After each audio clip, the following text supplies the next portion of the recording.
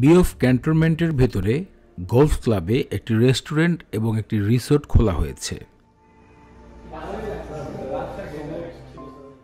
চমৎকার পরিবেশে হঠাৎ করে রাতের বেলায় আমরা কিছু খাওয়া দাওয়ার উদ্দেশ্যে রওনা দিয়েছিলাম। সেখানে অর্ডার করেছিলাম wonton, Thai soup, chicken fry, একটা সেট মেনু।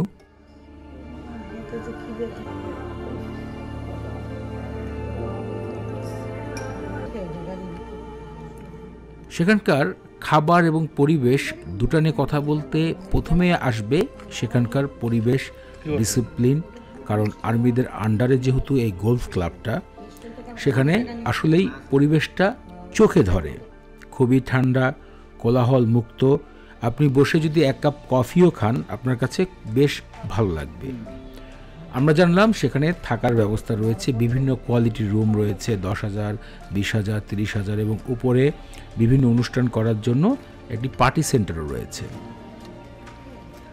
গলফ ক্লাবের যে খাবারগুলো তারা পরিবেশন করেছে সেগুলো মোটামুটি, যেমন অন্থনটা ভালো লাগলো, স্যুপটাও ভালো লেগেছে, তবে তাদের সেট মেনুটা আমার কাছে বেশ একটা ভালো লাগেনি।